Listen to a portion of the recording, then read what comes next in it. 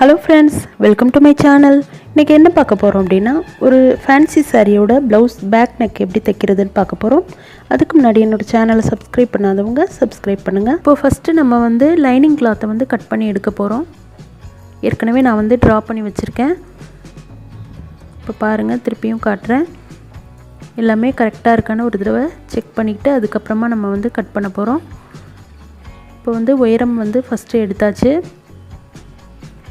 எல்லாமே தையலுக்கும் சேர்த்து தான் நான் மெஷர் பண்ணி மார்க் பண்ணி வச்சுருக்கேன். இப்போ பாருங்கள், சைட்லேயும் நம்ம கரெக்டாக ஆம் ஹோல் சுற்று கரெக்டாக இருக்குது. அடுத்து பார்த்திங்கன்னா நம்ம கழுத்தோட அகலம் நம்ம மார்க் பண்ண போகிறோம். கழுத்தோட அகலம் பார்த்திங்கன்னா ஏற்கனவே நான் மார்க் பண்ணியிருக்கிறதுல 2.5 இன்ச்சு மார்க் பண்ணியிருக்கேன். இது நார்மலாக எல்லாருக்குமே பொருத்தமாக இருக்கும். இந்த 2.5 இன்ச்சுங்கிறது கழுத்தோட அகலம். ஷோல்டரும் பார்த்திங்கன்னா 2.5 இன்ச்சு இந்த ப்ளவுஸ்க்கு கரெக்டாக இருக்குது. கொஞ்சம் ஃபேட்டாக உள்ளவங்க ஒரு 3 இன்ச்சு 3.25 இன்ச்சு ரெண்டுமே வச்சுக்கிட்டா கரெக்டாக இருக்கும் உங்களுக்கு. இப்போ பாருங்கள், பின்பக்கத்தோட முழு அகலம் நம்ம பார்க்குறோம். நம்ம சேர்த்து தையலுக்கும் சேர்த்து தான் நம்ம எடுத்திருக்கோம். பாருங்கள், எல்லாமே கரெக்டாக இருக்குது.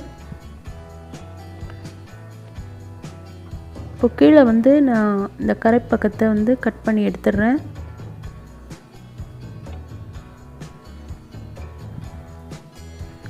இப்போது நெக் டிசைனுக்காக நான் சின்னதாக ஒரு கோபுரம் மாதிரி ஒரு டிசைன் பண்ணுறேன். அதை கட் பண்ணி எடுக்க போகிறோம்.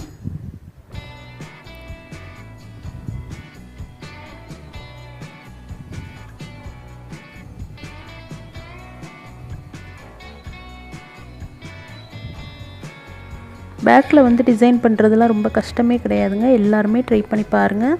இது ரொம்ப ஈஸியான டிசைன் தான். நீங்களும் ட்ரை பண்ணி பார்த்துட்டு எனக்கு கமெண்ட்ஸு சொல்லுங்கள்.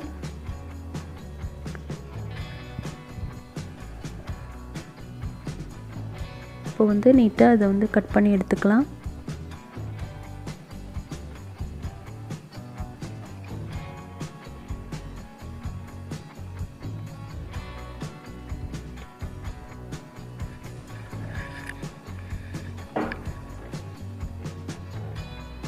இப்போது கரெக்டாக எல்லாத்தையும் கட் பண்ணியாச்சு.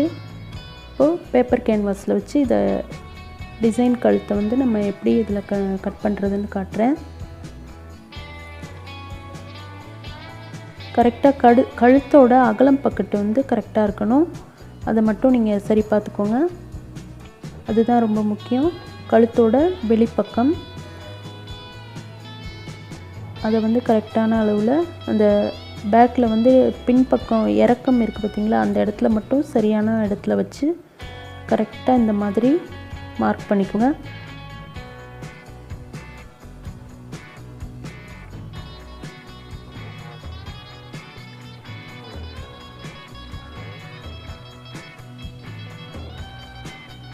ஏற்கனவே கட் பண்ண பீஸை நான் 1 இன்ச்சு மார்க் பண்ணிக்கிட்டு அதோட அவுட்லைன் நான் வரைஞ்சி காட்டுறேன் பாருங்கள்.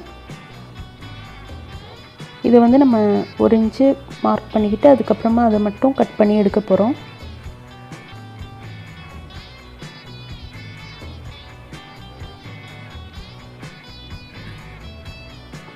பாருங்கள், இதை மட்டும் நம்ம கட் பண்ணி எடுத்துக்கலாம் ஃபஸ்ட்டு.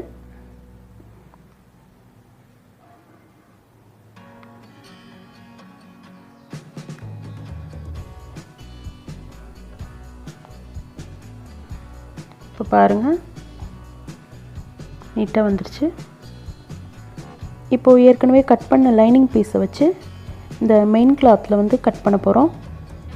இந்த பார்டர் நமக்கு தேவைப்படாது. அதனால நான் கீழே பேக் சைடில் வைக்க வேண்டாம் அப்படின்னு சொல்லி கட் பண்ணி எடுத்துட்டேன்.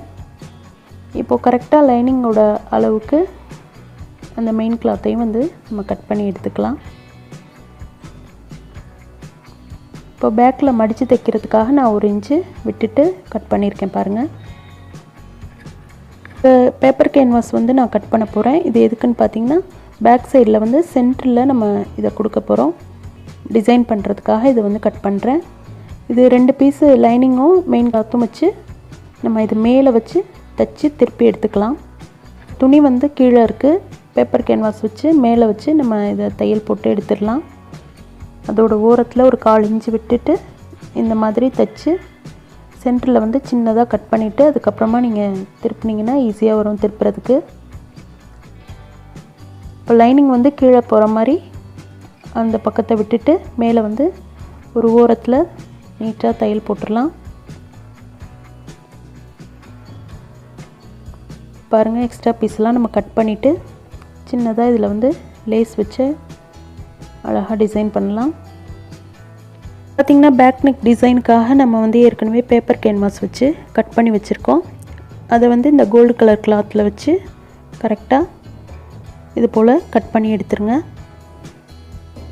கரெக்டாக அதை பிடிச்சி இப்போது அந்த ஓரத்தில் வச்சு கரெக்டாக நம்ம ஸ்டிச் பண்ண போகிறோம்.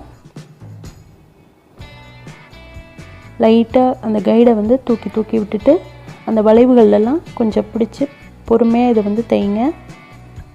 நம்ம உள்ளே தைக்கிறதாங்க கரெக்டாக வெளியில் தெரிய வரும். நம்ம கொஞ்சம் கூட மாறாமல் நீட்டாக தைக்கணும். வெளியும் நீட்டாக ஸ்டிச் பண்ணியாச்சு.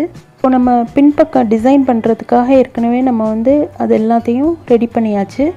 இப்போ வந்து லைனிங் கிளாத்தை வந்து மெயின் கிளாத்தில் கொடுத்து இது போல் நம்ம தைச்சி எடுத்துக்கலாம். இப்போ உள்ளே தைக்கிறது வந்து ரொம்ப கவனமாக தைக்கணுங்க. ஏன்னு சொன்னால் நம்ம வந்து உள்ளே எப்படி கட்டிங் எப்படி பண்ணுறோமோ அதே போல் அந்த அளவுக்கே நம்ம வந்து தையலையும் தைக்க ஆரம்பிக்கணும்.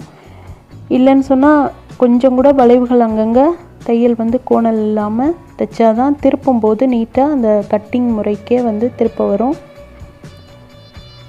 இப்போ ஏற்கனவே தைச்ச இடத்துலலாம் வந்து நம்ம இந்த மாதிரி சிசர் கட் பண்ணிடலாம். அப்போ தான் திருப்பும்போது இலகுவாக திரும்ப வரும். இப்போ பாருங்கள், நான் திருப்பி எடுத்துடுறேன்.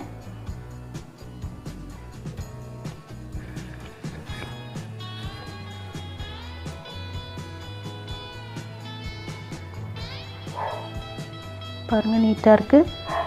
இப்போ திருப்பி எடுத்துகிட்டு அதுக்கப்புறமா நம்ம வந்து இந்த கோல்டு கலர் கிளாத்தை வந்து இதில் பின் வச்சு முதல்ல செட் பண்ணிக்கலாம். அதுக்கப்புறம் ஸ்டிச் பண்ண ஆரம்பிக்கலாம். இது போல் அங்கங்கே சின்னதாக பின்னு போட்டு குத்தி விட்டுருங்க.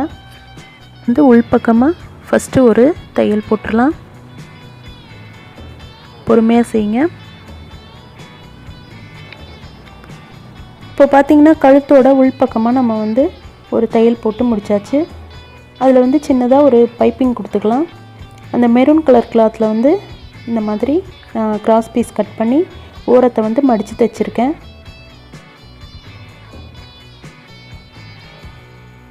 இப்போ நம்ம எப்போவும் பைப்பிங் கொடுக்குற மாதிரி தான்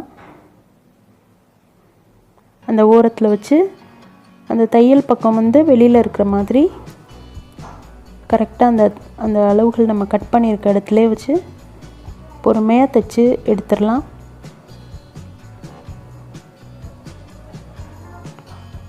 அந்த வளைவுகள் அந்த கோபுரம் மாதிரி இருக்கக்கூடிய வளைவுகளில் வந்து கொஞ்சம் மெனக்கட்டு தான் செய்யணும். பொறுமையாக தைங்க. இப்போ பாருங்கள், எண்டிங் வந்தாச்சு. இப்போது கரெக்டாக அதை வச்சு திருப்பி மடித்து ஒரு மேல் தையல் போட்டுடலாம்.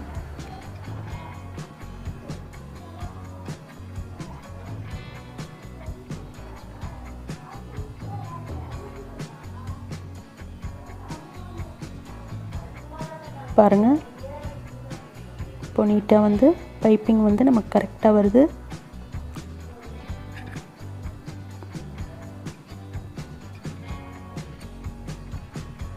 இப்போ பார்த்திங்கன்னா மெயின் கிளாத்தை வந்து நான் இது போல் எடுத்திருக்கேன்.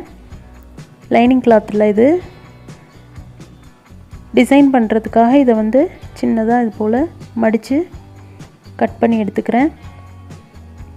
சதுர பீஸாக நமக்கு வந்து இது கட் பண்ணுறதுக்காக நான் இது போல் கட் பண்ணுறேன்.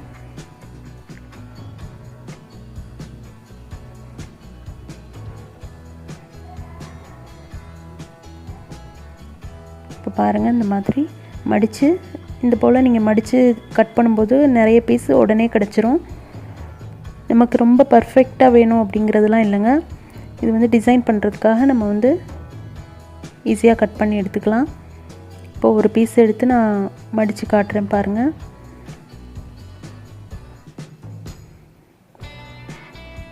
இந்த மாதிரி ஒரு ஓரத்தில் முக்கோண பகுதியில் இது போல் சுருட்டி, இந்த மாதிரி சுருட்டினீங்கன்னா அது அழகாக சுருட்ட வரும்.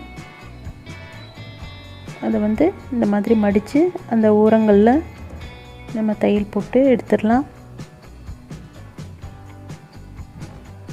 பாருங்கள், அடுத்த பீஸும் நான் வந்து செஞ்சு காட்டுறேன். இது வந்து ரொம்ப கஷ்டமே இல்லைங்க, எல்லாருமே செய்யலாம். இது வந்து பார்க்குறதுக்கு ரொம்ப அழகாக இருக்கும். இந்த டிசைன் வந்து பாருங்கள், இந்த ஓரத்தில் வச்சு எல்லாத்தையும் இதே போல் தைச்சி எடுத்துடலாம்.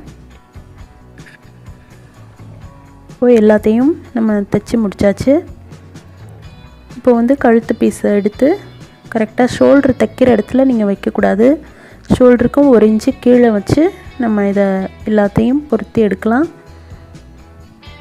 பாருங்கள், ஒரு 1/4 இன்ச்சு மட்டும் வெளியில் தெரிகிற மாதிரி அந்த அந்த நம்ம டிசைன் பண்ணக்கூடிய அந்த பீஸையும் அந்த கோல்டு கலர் கிளாத்தையும் சேர்த்து இதை வச்சு நம்ம மேலே வந்து தையல் போடுறோம். பாருங்கள், ஒரு 1/4 இன்ச்சு விட்டுட்டு அங்கங்கே கரெக்டாக அளவுகள் வந்து கரெக்டாக அதே அளவுக்கு எல்லாத்தையும் வச்சு பொறுத்துங்க. டிஸ்டன்ஸ் வந்து ரொம்ப முக்கியம். அப்போ தான் பார்க்குறதுக்கு ஒரே அளவாக ஈவனாக இருக்கும்.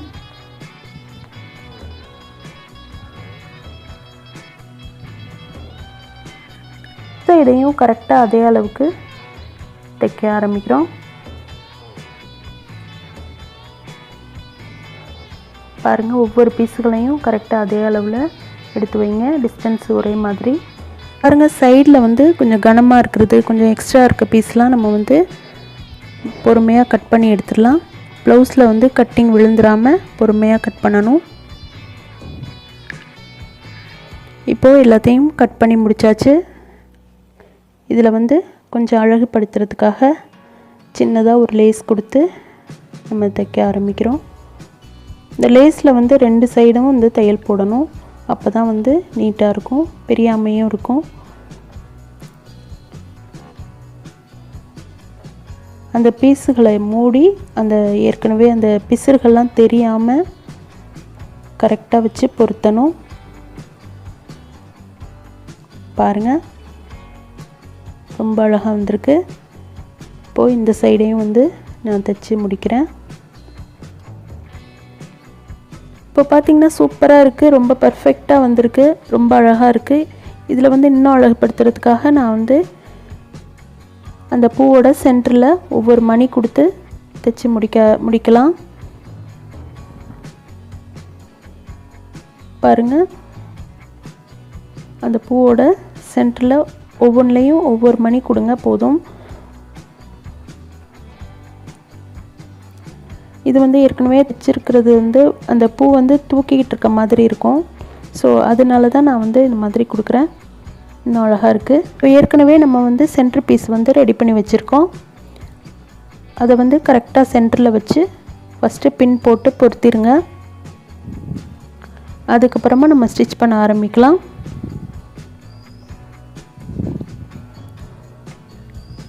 பாருங்கள், நீட்டாக வந்திருக்கு. இந்த கலருக்கும் இந்த டிசைனுக்கும் இதே மாதிரி நீங்களும் ட்ரை பண்ணி பார்த்துட்டு உங்களோட கமெண்ட்ஸ் எனக்கு சொல்லுங்கள். என்னோடய சேனலை வந்து இது வரைக்கும் சப்ஸ்கிரைப் பண்ணியிருக்க அனைத்து உள்ளங்களுக்கும் நான் நன்றி சொல்லிக்கிறேன். எனக்கு தொடர்ந்து ஆதரவு கொடுங்க. இந்த சேனலை லைக் பண்ணுங்கள். Thank you friends.